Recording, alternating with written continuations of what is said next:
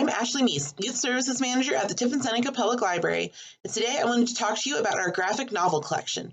If you're unfamiliar with the term, a graphic novel is a book that's written and illustrated in a comic strip format.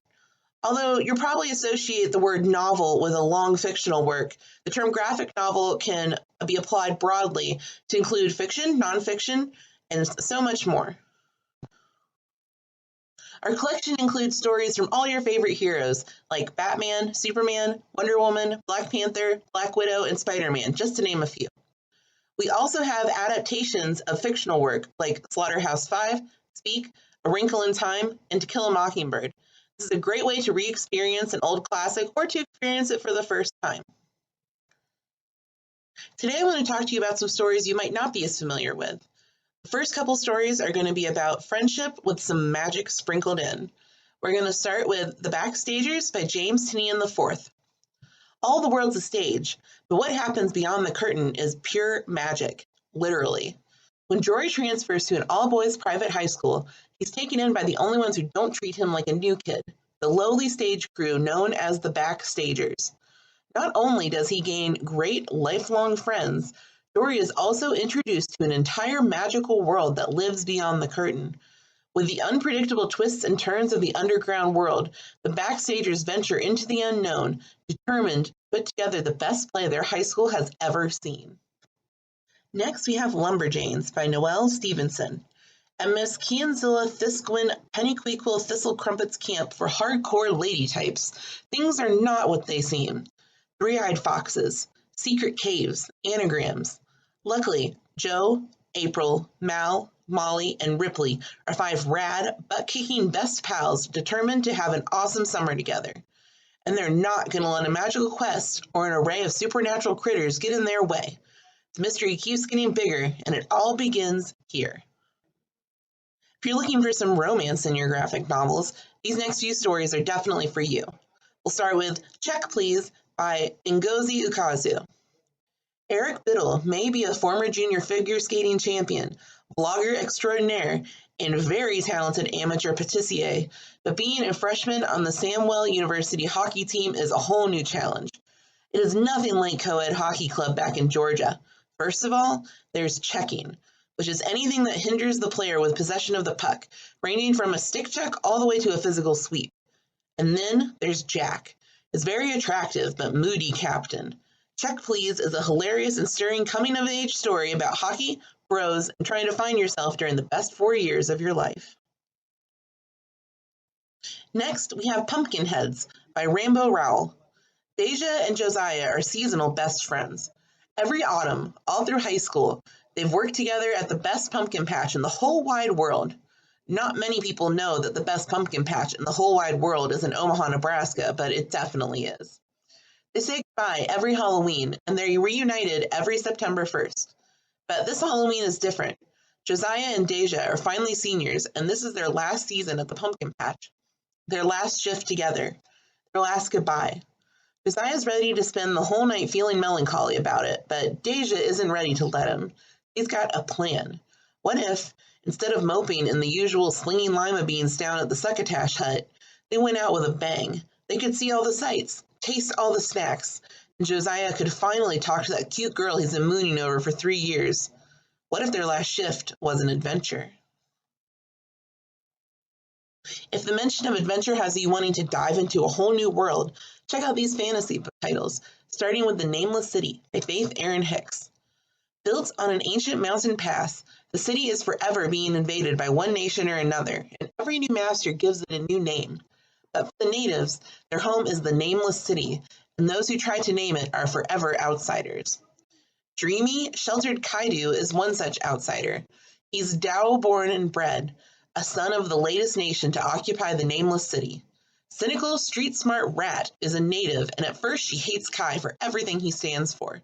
But Kai's love of his new home may be the one thing that can unite these two unlikely friends, and they will need to stand together at all costs, because the fate of the Nameless City rests in their hands. If science fiction is more your style, take a peek at Space Boy by Stephen McCraney. To Amy, everyone has a flavor. Her mom is the flavor of mint, sharp and bright. Her dad is like hot chocolate, sweet and full of gentle warmth. Amy lives on a mining colony out in deep space, but when her dad loses his job, the entire family is forced to move back to Earth.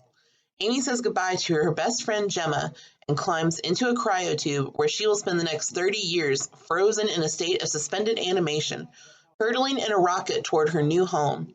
Her life will never be the same, but all she can think about is how when she gets to Earth, Gemma will have grown up without her. When Amy arrives on Earth, she feels like an alien in a strange land. The sky is beautiful, but gravity is heavy and people are weird. Stranger still is the boy she meets at her new school, a boy who has no flavor. Graphic novels can also cover serious topics. These stories are important ways to connect people and to maybe see your own story reflected on the page.